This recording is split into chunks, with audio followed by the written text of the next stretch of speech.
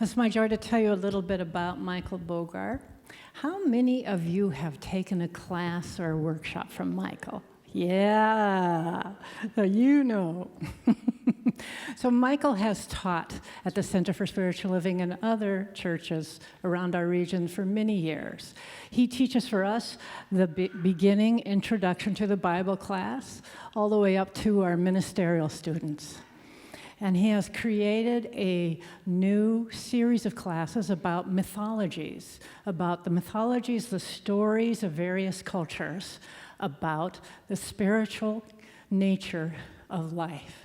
And he sees this through the eyes of depth psychology. He's working to complete his PhD in that area. And he is combining spirituality and psychology. He's combining scholarship and wisdom, practical wisdom that we can use in our life, and humor. All good things. And so today he's going to talk about Judas. Now, I suspect, if you're like me, you remember the stories of Judas when you were a child, right? Well, Michael will open that story up for us so we can see it with new eyes, with the layers that are involved in the story, in the myth of our culture. And so I simply invite Michael to come up and let us open our CSL hearts and embrace Michael in that embrace. Welcome, Michael.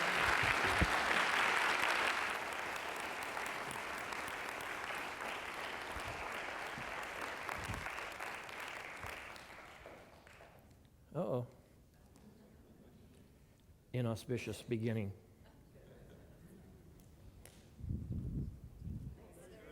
Come back. All right. Good morning. You've been talking about forgiveness around here for a few weeks, and I understand it's going to go on, through the end of the month, or? All right. So I'm going to add my little piece, and it is just that. It's one small piece to a very, very, very big subject and experience. Forgiveness, I think a lot of people think of forgiveness as something that you do for somebody else. You forgive them. And that's not really what the word means. The word means to give forth, meaning that somebody else gives me something. Let's call it an offense. We'll make this the offense. They say something to hurt me, to betray me, to cause really, really painful feelings. And as a result, I take hold of what they've done, and I go away and I nurse it with resentment and anger, retaliation, and all those sorts of things. And then forgiveness is not something that I look at them and say, oh, I forgive you. It's not that. It's taking this thing that I have held on to, that I've attached to, and learn that it's poisoning me, it's killing me, it's creating all kinds of obsessions and anger, and I give it forth. That's what forgiveness is to let it go. Now, what I want to talk about this morning is the problem of letting it go. How many of you have had a problem letting something go, or once you've let it go, it comes back? So that's what I want to address. Sometimes I think we're made to feel that we're not doing it right. If you could just do it right, you'd let it go and it wouldn't come back. And then you think you've done it right and it comes back. So let's talk about that. The reason I've titled this talk, In-giveness, Precedes Forgiveness, is because I'm going to suggest that one little slice of this huge forgiveness issue has to do with the idea, possibly, that maybe one of the reasons it comes back time and time again after I have released it is because it has something to give me. It's like mail that you send out and it keeps coming back. And I'm going to suggest that maybe, just maybe, there is a relationship with this return of the offense and the resentment and the retaliation feelings and the anger and all that bitterness that comes with it, that essentially is saying something like, if you would open this envelope and find out what is here to be in-given, that is, to be given to you. That's what the in-giveness piece is. There's something to be given into you, and once you have received it, you can... In fact, you don't have to let it go. It goes.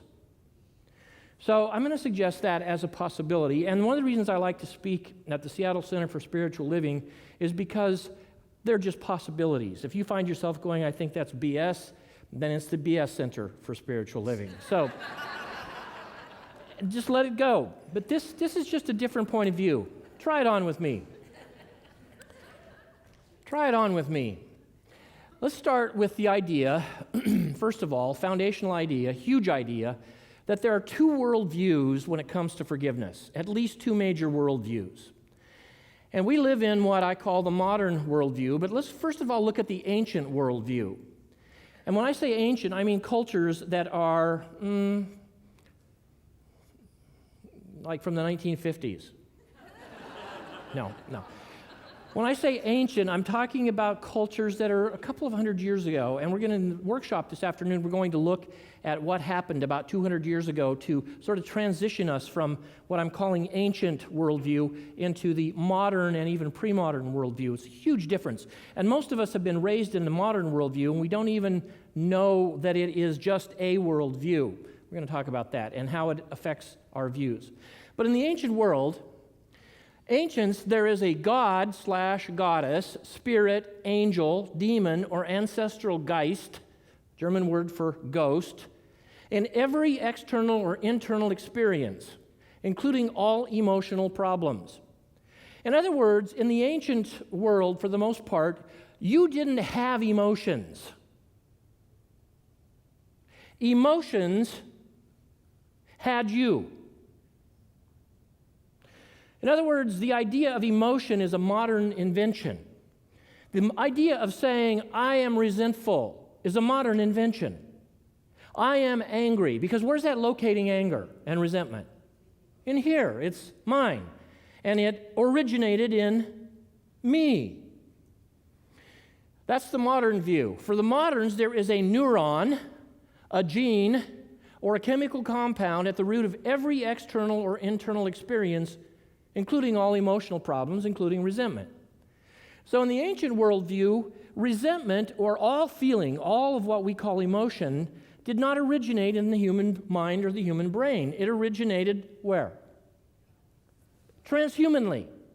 There's no emotional experience that originates in the human being. This is a vastly huge concept or a huge paradigm shift. And again, I'm not saying this is the way it is. I'm saying this is the way people viewed the world until recently, when it's been reduced down to basically genetics and brain. Now, I am not denigrating the idea of genetics and brain. This is very important work, but I'm adding to it another idea. Here's an image for those of you that are more visual on the same notion. In the ancient world, the gods and the goddesses, and this is an image of the Greek gods and goddesses, were transhuman. Suggesting what? What's transhuman mean? Beyond human. That the gods and goddesses represented experiences or ideas and emotions that existed before we got here.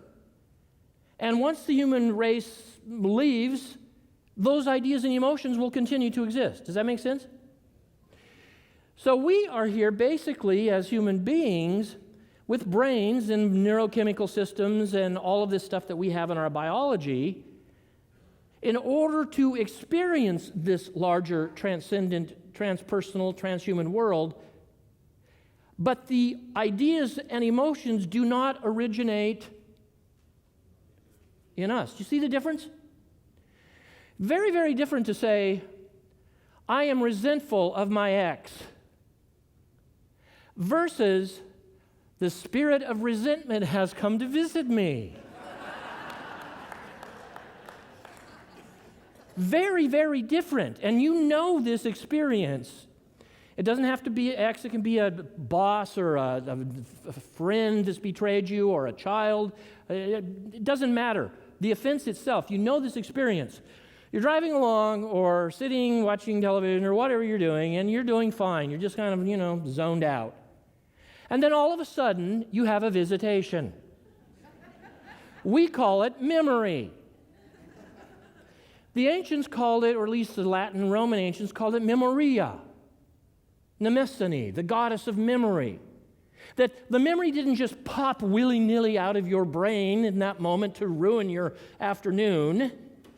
That perhaps, at least according to the ancients, a god, a goddess, a spirit, a ghost, a living presence of some sort we call resentment, has come to visit and to spend some time with you to do a little prompting. See the difference?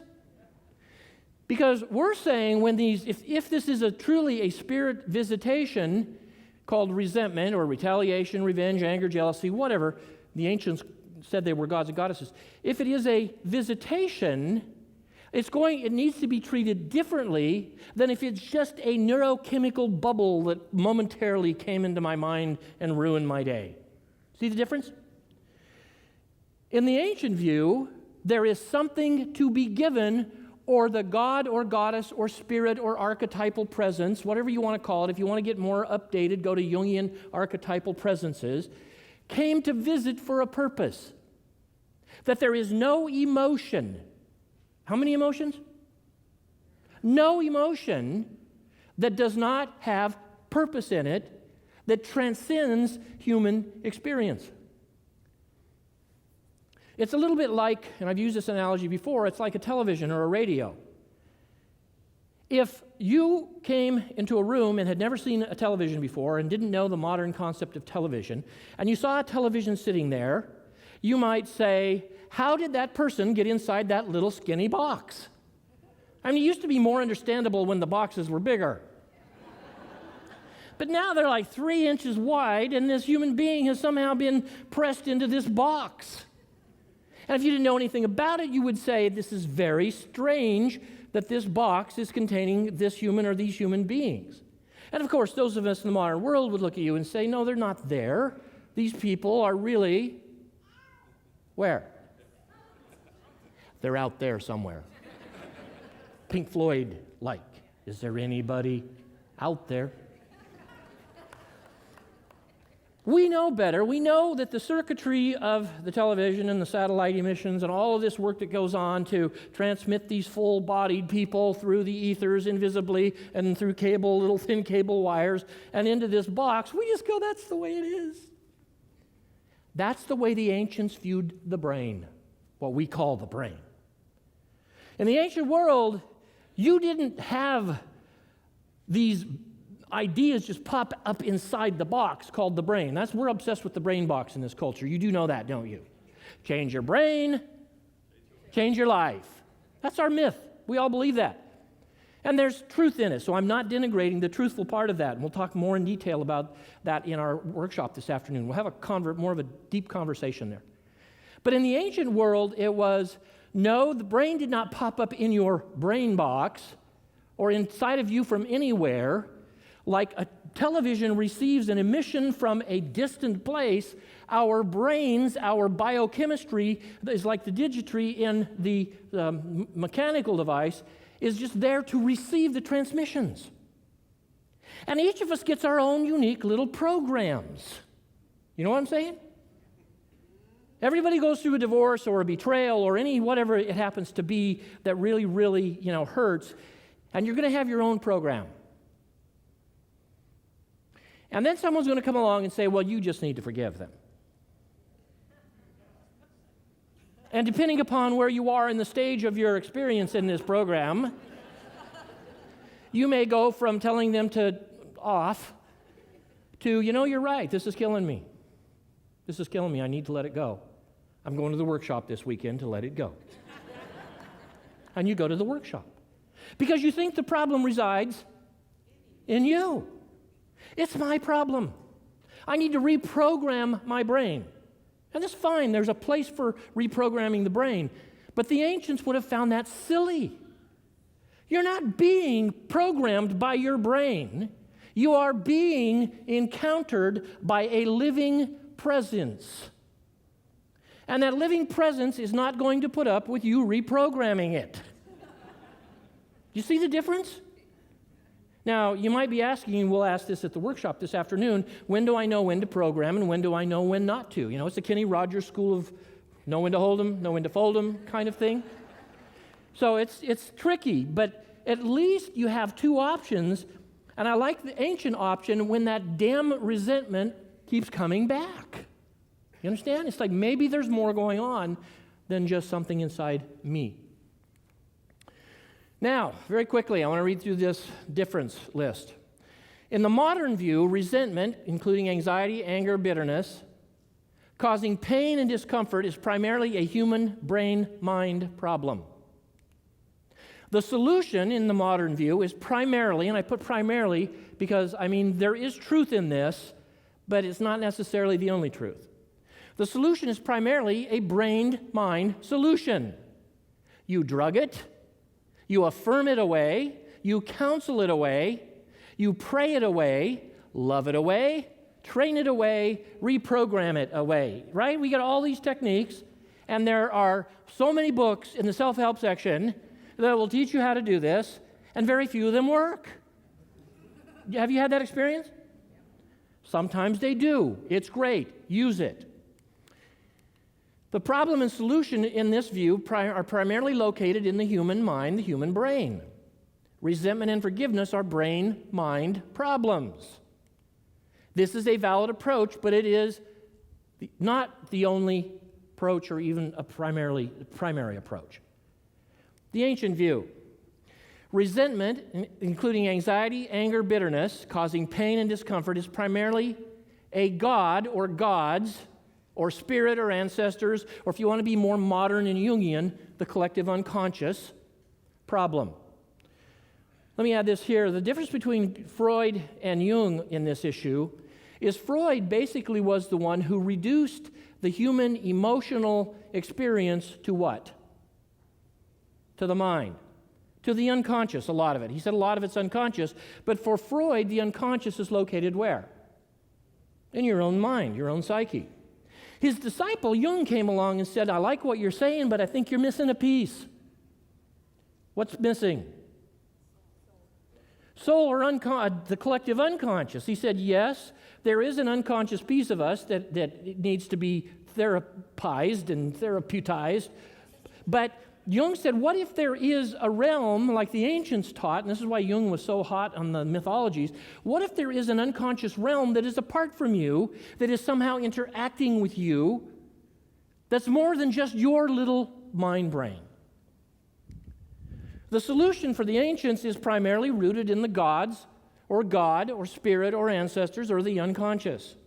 The problem and solution are primarily what? Let's pretend this is a group reading. The solution is primarily transhuman, located in the invisible or the unconscious world. Now, many of us in our spiritual groups don't see the distinction here. Do you understand what I'm saying? Many of us have this idea that, well, I am treating my mind for my problem. Yes, that's true sometimes. But what if the problem doesn't go away, then maybe there is someone involved more than me. Resentment and forgiveness are spiritual experiences in this view. Now, let me give you some examples of this. Let's go to ancient Greece. In ancient Greece, especially 5th century BC, Athens and other places, they created these things called theatrons. How many of you have been to Greece and seen the outdoor amphitheaters? And the thea part, from which we get our word theater, is related to the Greek word theos, which means God. So the theatron, or the theatron, is the place where the gods come. And Aeschylus and Sophocles and many of these tragedians and comedy writers would put together plays that involved the way gods interacted with humans. And so for therapy, the people would gather together in the colosseums or the theatrons, and they would sit there and they would watch how the gods and humans, or the transhuman and the human, interacted in order that they might get insight into their own problems. But the problems were not just human, they were also transhuman. You get this image? By the way, this still goes on today. The theaters actually attract more people than churches. They do.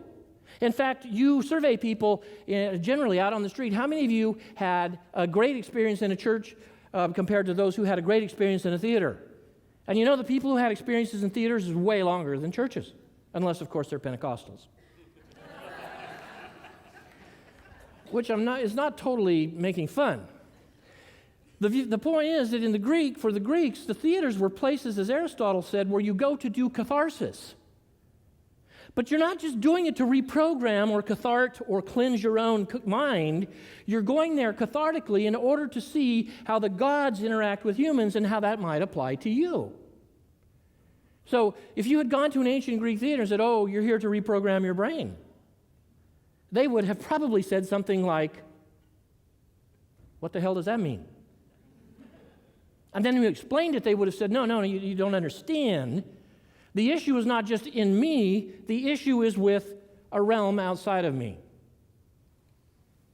So, in this particular play by Aeschylus, titled Orestes, is a story that goes something like this, and it illustrates our point, I think, perfectly. The story is about the aftermath of the Trojan War.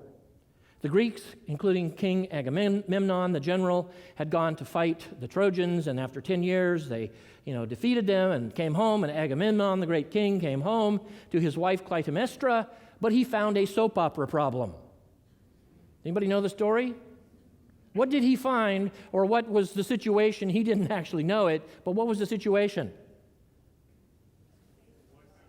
His wife was in love with another man. So Agamemnon gets home and gets in the bathtub, and he's so happy to be home, and his wife sees that he is slain. He's killed, put to death. Well, their son, Orestes, finds out that his mother has conspired in the killing of his father, and so what does Orestes, the son, do? He kills his mother. This is Greek stuff, right? He kills his mother. Was he right or was he wrong? I'm not asking you to answer this because this is what the play is about. The play, for the Greeks sitting there watching, would have gone, wow, I can see where resentment came from here, or I can see why Orestes might have the feelings he had and did what he did. Was he right or was he wrong? Well, according to the play, after Orestes kills his mother, there are three beings called the Furies.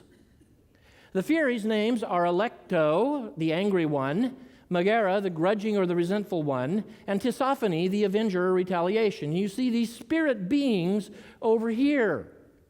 And for the Greeks, the problem was not in Orestes' brain. The problem was where? The problem was a spiritual problem, that these resentments had come to visit him in order to accomplish something. Now, in the story, Orestes runs from place to place trying to get away from the Furies. Many of us have done this. Bars, clubs, relationships. Have you ever just run from your resentments by trying to find something else out? That's what Orestes does. He runs from place to place as these Furies of resentment, retaliation, and anger are chasing him. He finally ends up at the temple of Apollo. And Apollo takes him in. And Apollo says, you can rest here for a while. By the way, Apollo was a preacher at the Center for Spiritual Living in Athens. He says, you can hang out here for a while.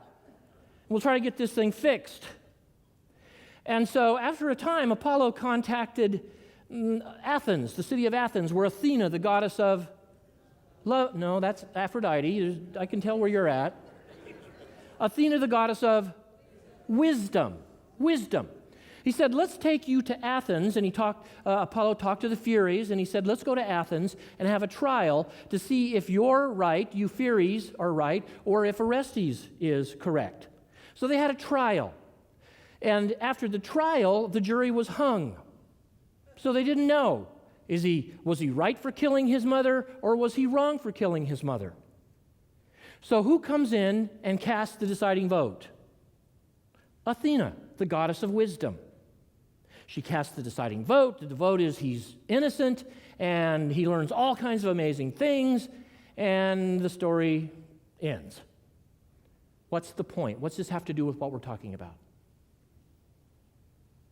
What I read here is that the ancient Greeks saw that resentment, retaliation, and anger, these things that we wrestle with, were not human experiences, they were divine experiences. And that the purpose of these resentments, these furies that visit us, you ever feel like you're visited by the furies? The purpose for the Greeks was to chase Orestes to wisdom. You see the difference? In this view, the resentment or the offense or that person, that no good, dirty so-and-so, may be that, but they are more than that. In fact, in some of the Greek mythologies, the Furies become transformed into the three graces. Isn't this interesting? So that beauty, compassion, and goodness come out of resentment, anger, and retaliation. This is an amazing concept. It's more than a concept, because a concept keeps it located where? In my brain. And this is where a lot of my spirituality ends up. I'm just confessing. Where's the confessional? A lot of times, I read these books and I get the idea, but the idea doesn't get me. And I'm learning slowly through experience that when I locate my reality only in Michael's mind brain, the pain increases. I try to reprogram it. I try to pray it away. I go to therapy. I pay hundreds of dollars to get fixed, and it keeps getting worse. James Hillman, one of my favorite teachers, wrote a book years ago co-wrote it, titled 100 Years of Psychotherapy. And things are getting worse. And Hillman, one of the reasons I love him is because he argues that we have lost soul. Psyche is soul, and psyche has been reduced to the human brain box. And Hillman says the human brain box is a wonderful thing, but the human brain box is really just the stage on which the play takes place. And that the ego is one character on that stage, and the ego thinks it's the only character on that stage. And we don't realize that there is an Alecto and a Tisiphone and a Megara and an Apollo and an Athena and the Graces on that stage, and that there's more going on than just my little brain box. That's my confession. Now, you say, how in the hell does the Gospel of Judas come in here? I would have changed my title, but I didn't have time. The same idea is found in the Gospel of Judas. And this afternoon, we're going to look at many other places where this idea is located in the ancient world and what it has to do with our modern world. We're going to close the workshop this afternoon with a meditation that allows you to find that stage and to invite those characters from the Furies to the Graces and Athena onto that stage to find out how you can be chased to wisdom through this thing you can't let go of. We're going to do that today. But the same thing's found in the Gospel of Judas. 2006, National Geographic released the translation of an ancient gospel called the Gospel of Judas that was found in the 19th century, dates back to about the 3rd century AD. And in this particular gospel, it flips everything on its head. Because in the New Testament Gospels, which has a valid point of view, all these are valid points of view, has a valid point of view, says that Judas is the betrayer. He's evil. He's the bad guy. And most of us that have been betrayed have a kind of feeling toward people like that. And this thing that happened down in Orlando, there is a legitimate piece of us, let's not lose sight of it, a legitimate piece of this says justice needs to be served. This is wrong. Yes? It's wrong. And people who have a deeper spiritual mentality can say that and say, can we find the God in it? Now, in this gospel, it flips Jesus or Judas' betrayal. It doesn't say he didn't betray him. He did. He turned Jesus over to be crucified. But if we read this, the secret account of the revelation that Jesus spoke in conversation with Judas Iscariot during a week, 3 days before he celebrated Passover. This is the opening line of the gospel. The dialogue is very interesting. We'll talk about it more this afternoon. But at one point, Jesus takes hold of Judas and says, Judas, you will exceed all of the disciples. You're greater than all of them. And I'm sure Judas went, huh? And Jesus goes on and says, for you will sacrifice the man that clothes me. What the heck does that mean? What he seems to be saying, at least according to this Gnostic gospel, is, you are the one who delivered me from something I didn't even know I needed to be delivered from. This life I was living that I thought was so perfect, you betrayed and took it away from me. This body, this life, you took it away from me. And I looked at you at that moment and said, you're killing me. How many of you have gone through a breakup or some loss of job or some loss of health issue and not looked at it in the moment and said, you're killing me? But what Jesus in this perspective recognizes is that there is a divine thing going on the stage that maybe 2-3 years later I look back and say, you gave me my life. You understand? You gave me my life. There's something more going on here than just my own little experience. I want to close with the next couple of minutes, 2 very quick illustrations of this. And again, we'll talk about it more this afternoon. Many years ago, I went through an experience where I thought all of my problems were located in the human brain box. I went through a divorce. I lost vocation because I didn't believe the religious stuff that I was taught anymore, and my whole livelihood was based on those beliefs, so I went out and built houses. And I was out building houses in the rain in Washington for many, many months, even years, saying, life sucks. I have been screwed over. I wasted my education. I've been betrayed by my ex. Now, I didn't see all of my betrayals, but I could see hers. And this often is the beginning of these things. So what happened to me in that situation? I didn't see the bigger picture, you understand? So I was chased by the Furies from bar to bar, club to club, tequila glass to tequila glass. You understand? I was chased from place to place by the Furies, the haunting of resentment, retaliation, anger, revenge. Life is not fair. Everything is bad. Why is it happening to me? And I spent 10 years running from the Furies. And you know where they chased me to? A treatment center. And you know who I found there? Athena. I found Athena, the goddess of wisdom. And I woke up. And things have changed radically since then. Fast forward to my other experience. 2008, I've shared this with many of you. I got news on the evening of July 13th that my son had been killed in Afghanistan. And immediately, the 3 Furies came. Like flies buzzing in my head. Why? Why? This is not fair. But I had a different perspective. Many years had passed since my divorce in Athena's treatment center. And I was sitting in a different state of consciousness, a state of consciousness that said, this is not happening just in my brain box. This is a relationship with higher worlds. And as I sat on the edge of my bed that night, I heard a voice very clearly, not my voice. In the past, I would have thought it was just one of my thoughts. But this voice, not audibly, but clearly said, Michael, are you ready to go into the underworld? And I knew enough at this point to know that I was not the center of the universe and that I was in a relationship with archetypal presences that were there that night in that room. They're always here. We had archetypal glasses. I wish we had like 3D glasses. Maybe they'll invent them someday where we can put them on and see that we're all surrounded by gods, goddesses, ancestors, beings that are present, I think. So I sat on the edge of the bed that night and I responded very clearly this time, yes, I'm ready to go into the underworld. I'm ready to be in a relationship with Hades. By the way, Hades etymologically is related to the word idea. You can hear it in it, Hades, idea. Because for the Greeks, Hades was the god of new ideas. Going into the underworld for the Greeks was a relationship with Hades or new ideas where all those things you thought you knew so clearly begin to be changed. And I knew that night as I went down into the underworld, that I was going to go through a whole lot of changing. And I can tell you, about 8 months later, the Furies had been transformed into Graces.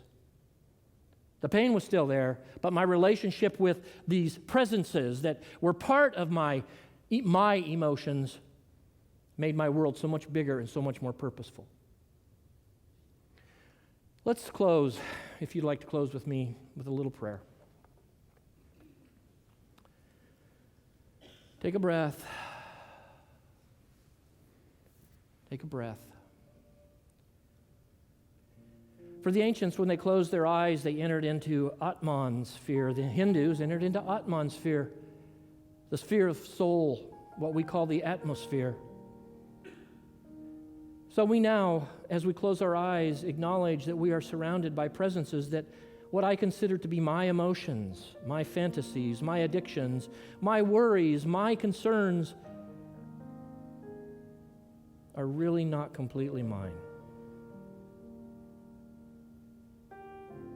It's my prayer for each of us that we will, in our own way, learn to cultivate these relationships that are transhuman. That we will learn to see that our emotional responses, whether they're pleasure or pain, are connected to the gods, the spirits, ancestors. Take a breath. And we open ourselves to a larger world that goes outside the brain box and allows us to participate with the infinite ones who are uniquely concerned about us through every experience we have. And so it is.